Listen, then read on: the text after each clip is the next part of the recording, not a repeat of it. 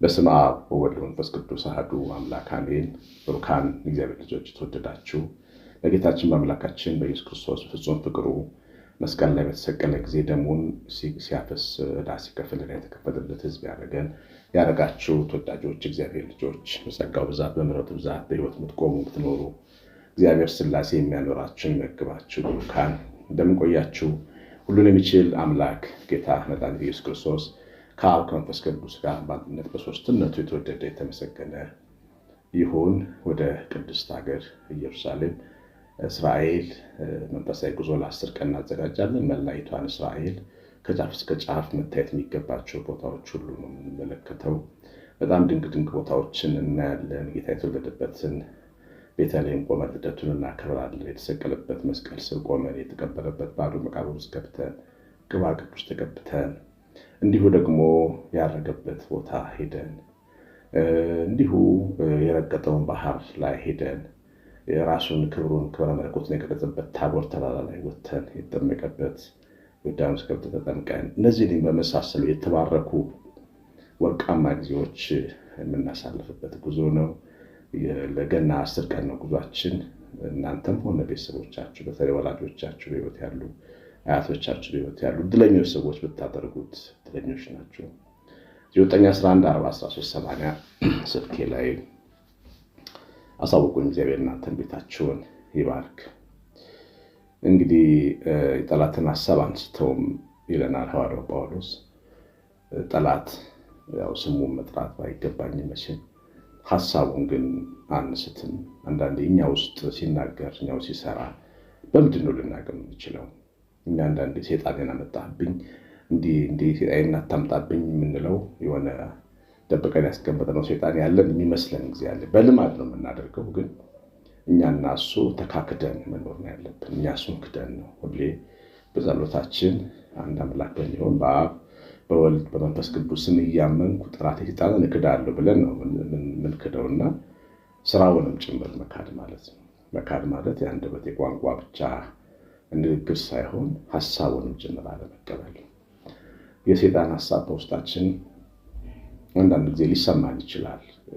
ይህ ሀሳብ የኛ ኖርማል ስሜት ሊመስለን ይችላል፣ ወይም በቃ እንደ ማንኛውም ሰው ማሰብ ሊመስለን ይችላል። ግን የኛ ተፈጥሮ ባልሆነ ሁኔታ ባዕድ ስሜቶች በውስጣችን ሲሰሙን ከየት እንደሆኑ በደንብ ለይተን ልናውቃቸው ይገባል። እነዚህ ስሜቶች ግባቸው እኛን ማጥፋት፣ መግደልና ማረድ ነው። ስለዚህ ስሜታዊ የሚያደርገን ብዙ ሴጣን ለምንድን ነው? በስሜት ወስነን እንድንበላሽ ነው። ሰው ሁሌ በስሜት በሚወስነው ነገር በስሜታዊነት ብዙ ነገር ያበላሻል። በንዴት በቁጣ እፈታለሁ ትዳሬን ያለች ሴት ትዳሯን ትፈታለች። በንዴት በቁጣ ሰይፍ ያነሳ ሰው ወንድሙን ይገላል። ድንጋይ ያነሳ ሰው ወንድሙን ይገላል። ስሜታዊ በምንሆን ጊዜ የምንወስናቸው የተበላሹ ውሳኔዎች እንዳሉ ስለሚያውቅ በሕይወታችን ውስጥ ሀሳቦችን ሊያገባ ይችላል። ስለዚህ እነዚህን ከታችን የዘረዘራቸውን ሀሳቦች በሚሰማን ጊዜ ይሄ ስሜት ምንድን ነው ብለን ራሳችን ልንመረምር ይገባል። የመጀመሪያው ነገር በጣም ችኩል መሆን ለውሳኔ ደነስ ስሜት ይሰማናል። ነገሩን ግራና ቀኝ ማየት እንዳንችል ያደርገናል። እኛ ግን የሚገርማችሁ ግራና ቀኙን የማያውቅ ሕዝብ ነን። ስለ ነነዌ ሰዎች እግዚአብሔር ለዮናስ ሲናገር እኔ የተከልኩትና የዘረጋሁት ይሄ ቅጠል ሲደርቅ ተቆጣ፣ ግራና ቀኙን ለማያውቅ ሕዝቤ ባዘን ለምን ትቆጣለህ ብሎት ነበር። ሰው ግራና ቀኙን አያይም። ሰው አንዳንዴ እንደ ሕፃን ልጅ ነው፣ የዋህ ይሆናል።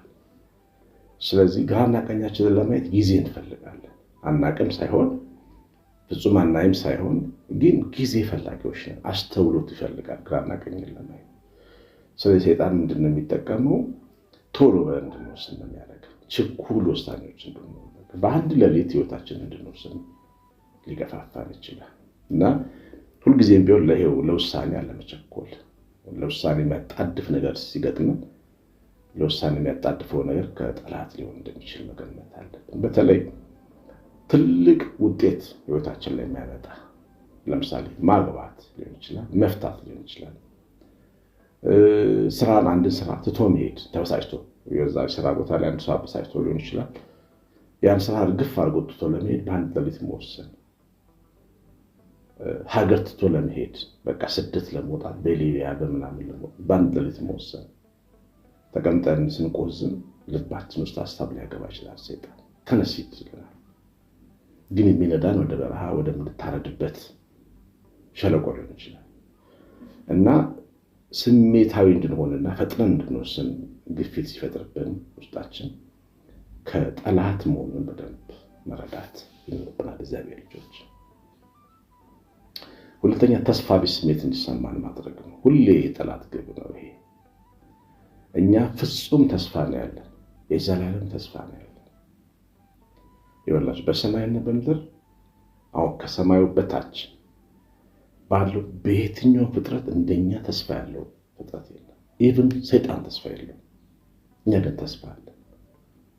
እኛ ግን የዘላለም ተስፋ አለን። በዚህ መስቀል ላይ የቆመው የአዲሱ ኪዳን በተስፋ ያቆመናል።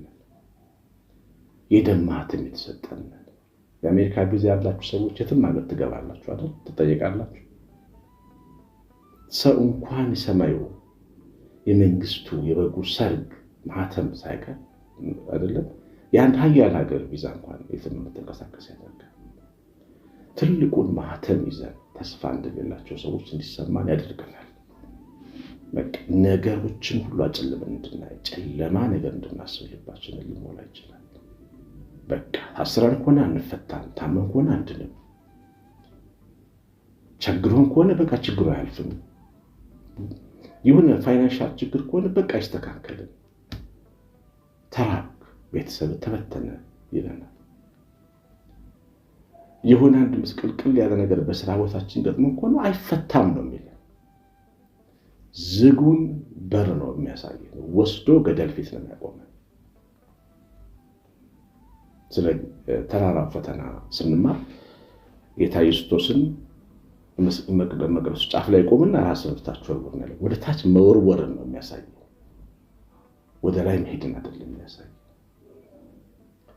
ስለዚህ ተስፋ ቢስነት ስሜት ሲሰማ ይሄ ስሜት ከጥልቁ የመጣ ከጨለማው ዓለም የተላከ ነው፣ ሊገባን ይገባል። እኔ ተስፋ አለኝ ብለን መመለስ አለብን። እንደ ዳዊት አምነን መናገር አለብን። አያችሁ፣ እምነታችንን ስንናገር ነው ጠላት የሚያውቀው። ተስፋ ይቆርጣል። ያን ጊዜ እምነት በልብ ከእግዚአብሔር ጋር ላለ ግንኙነት ብቻ ነው። ፍጡር ለሆነው ጠላት ግን እምነትን መናገር ይፈልጋል። እምነታችን ምን እንደሆነ ማወቅ አለበት፣ መስማት አለበት። በእግዚአብሔር ላይ ተስፋ አልቆርጥም። ምንም እንኳን በለስ ፍሬ ባታፈራ፣ የወይን እርሻ መብል ባይሰጥ፣ በጎችና ላሞች በበረት ባይኖሩ፣ እኔ ግን በእግዚአብሔር ደስ ይለኛል ማለት ይገባል። ይህ የእምነት ንግግሮች ናቸው።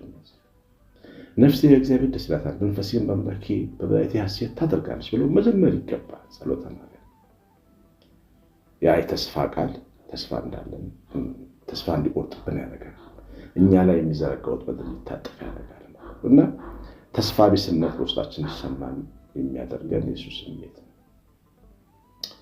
ሌላ ሁሉን አዋቂነት፣ በቃ አውቃለሁ ባይነት። አንዳንዴ ደግሞ ይሄ ውስጣችንን ልዕልናችንን አምላካዊ መልካችንን ተቀብለን እግዚአብሔር ለኛ የሰጠንን ጸጋ መልክ ተቀብለን ደግሞ ስንኖር በትዕቢት እንድንታጀር ሊያደርገን ይችላል። ሁሉን ብናውቅ ደግሞ ሁሉን እንደሚያውቅ እንድንናገር፣ ሰው እንዲጠላ ሰው እንዲጸየፈን ሊያደርገን ይችላል እና ለዚህ ነው ሰው ሁሉ ለመናገር የዘገየ ይሆናል፣ ለመስማት የፈጠነ ይሆን የሚለን ጠላት እንዳይፈትነው።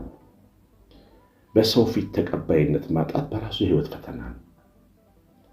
አውቃለሁ ብለን ከፊት ስንቀድም ፈተናችን ሊሆን ይችላል፣ ምንጠላበት ሊሆን ይችላል። በጣም ብዙ የሚያውቁ ሰዎች ምንም እንደማናውቅ እንዲንቁን ሊያደርገን ይችላል። ያንን ውጤት ስለሚፈልገው በዚህ ስሜት ሊፈትነን ይችላል። ፊት ተያጆች፣ ተመልካቾች፣ ተናጋሪዎች፣ እኔ ብቻ አለው ባዮች እንድንሆን ሊገፋፋን ይችላል። ይሄ የጠላት ሐሳብ ነው። ሌላው አራተኛው ጠላት በውስጣችን የሚያሳስበን ሞትን በጣም ረፍት አድርጎ ማሳየት ነው። በእርግጥ ነው በኢየሱስ ክርስቶስ ሞት ረፍት ነው። ሞት እንቅልፍ ነው። ክብር ምስጋና ይግባው። ሞትን ድል ባደረገልን በይሁዳው አንበሳ በኢየሱስ ክርስቶስ ሞት ረፍት ሆኗል። ግን ሞት ሕገ ወጥ በሆነ መንገድ ግን ረፍት ሆነ።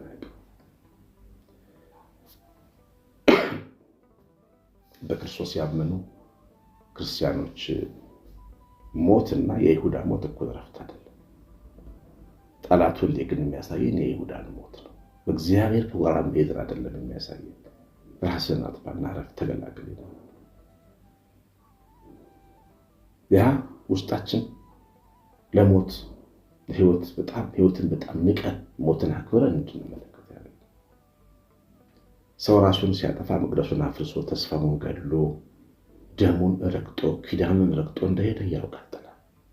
አያችሁ፣ ሰው ራሱን ሲያጠፋ የክርስቶስን ደም ይረግጣል። እላዩ ላይ ያለው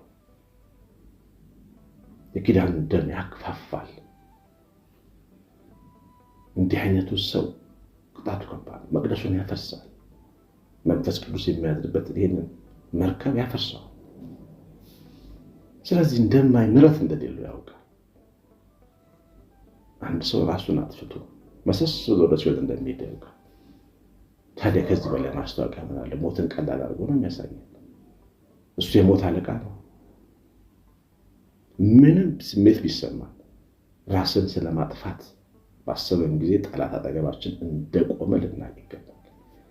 ወግድ አንተ ሰይጣን ሐሳብህን አቃወም ማለት ያስፈልጋል። እግዚአብሔር ልጆች ሆይ ምንም ቢደክመን ምንም ቢገጥመን ግን እኛ ወጋለን። ትናንትና ተብረናል። በንጹህ የክርስቶስ ደም ተዋሽተናል። መስቀል ላይ በተሰቀለው በእግዚአብሔር ሕያው በሆነው እግዚአብሔር ልጅ ሕያው በሆነው ክርስቶስ በንጽሕት ድንግል ልጅ እኛ ተዋሽተናል። የዳነ ሕዝብ ነን። በዛ በጎኑ ውሃና ደም ተጠምቀን ታትመናል። ይህን ክቡር ሰውነታችንን ለመቃብርና ለሲኦል እንድንሰጥ ሊጋብዘን ይችላል። ስለዚህ ይህን እንዲህ አይነቱን ስሜት በሚሰማን ጊዜ ጠላትን እየገፋን መሆኑን በደንብ ማወቅ አለብን። ሌላው ነገረኛ እሳቤ ውስጣችን ይፈጥራል። ነገረኛነትን ያስተምረናል። በቃ የሰውን ሐቃቂር እንድናወጣ ከለበሰው ልብስ ይልቅ ጥቁር ነጥብ እንዲታየን፣ ከውበቱ ይልቅ ከቁመናው ይልቅ ከመንፈሱ ይልቅ ከነፍሱ ይልቅ አስቀያሚነቱ እንዲታየን፣ ሰው ጠል እንድንሆን ያደርጋል። ሰው ደግሞ ሰውን ከጠላ ሰውን ያጠቃል። ጥቃት በተለያየ መንገድ ይገለጣል። በአንደበት ይገለጣል፣ በፊታችን ይገለጣል፣ በዓይናችን ይገለጣል። ሰው እናጠቃለን፣ ሰው እንሰብራለን። በዓይናችን የናቅነው ሰው ምን ይሰማል? ሰው አይደለህም ብለን የተጸየፍነው ሰው ፊታችን ላይ ባሳየነው መልክ ምን ይሰማል? ይሄንን ግብረ መልስ እንድናመጣ ስሜታችን ላይ ይጫወታል ማለት ነው። እና ሰውን የመጥላት መንፈስ በውስጣችን ሲመጣ ከጥልቁ መሆኑን እናውቃለን። አይደለም ማናውቀውን ሰው ወዳጅ አይደለም ጠላቶቻችንን እንኳን እንዳንጠላ ንጹሕ ክርስቶስ አስተምሮናል። ጠላትን ውደድ ነው። እንደ ራስህ ይኸው ማለት ነው። ጠላትን ውደድ ማለት እኔ በሆንስ የሰው ጠላት የሆነ ስለማያውቅ ወንጌል ስላልገባው ቃል እግዚአብሔር ስላልተማረ ቢማር ኖሮ ለእኔ ያስብ ነበር ማለት ይገባል ነው ለጠላት። ግን ይህንን አመለካከት እንዳይኖር ይልቁንም እንድናጠቃው እንድንጥራው ከሚጠሉን ጋር እንድንተባበር ያደርገናል። ዛሬ ይኸውላችሁ ከሰው ላይ ለመነሳት ሰፊ መንገዶች አሉ። ሶሻል ሚዲያ አለ፣ ተረባርቦ ለማጥቃት በሶሻል ሚዲያ ስንት ሰው ይሞታል፣ ስንት ሰው ሞራል፣ የስንት ሰው ቤት ይፈርሳል መሰላችሁ። ይሄ ጥላቻ የሚያቀብለን ነገር ሰው ጠልሞ ሰውን የመጥላት መንፈስ ሲሰማን ለዚህ ሱባኤ ካልገባን ለምንድን ነው ሱባኤ የምንገባው? ለዚህ ማንነታችን ጸሎት ካልያዝን ምንም ካልመሰለን ከአውሬ ማንነታችን ጋር ለመኖር ከደፈረን እኛ እንዴት ነው የምንስተካከለው? እግሮቻችን በመላእክት የሚጠበቁ ነን እንጂ እኛ የጠላት ጭፍራ መጫወቻ አይደለም። የጥላቻ መጫወቻ አይደለም። ሰገነት አይደለም። የመስቀሉ ደም የተንጠባጠበበት ሰውነታችን ምንድን የጥላቻ መጫወቻ ነው? እግዚአብሔር ልጅ ይህንን መንፈስ በውስጣችን ሲያገባ በደንብ እንድናስተውል ይገባል። ብዙ ሀሳቦች ናቸው። ወደፊት ደግሞ በሌላ መንገድ እንማረዋለን። የሰማነው በልባችን ጻፍ። ብዙ ነገር እንደተማራችሁበት ተስፋ አደርጋለሁ። እግዚአብሔር ቸርነት የእናታችን የእመቤታችን ረድኤት በረከት የመላእክት ጥበቃ አብሮን ይሁን። ትምህርቱ ላይ ኮሜንት ላይ ካርጋችሁ ስለምትወዱ እግዚአብሔር ይባርካችሁ። ቀሲስ አሸናፊ ገብረማርያም ነኝ። ሰላም።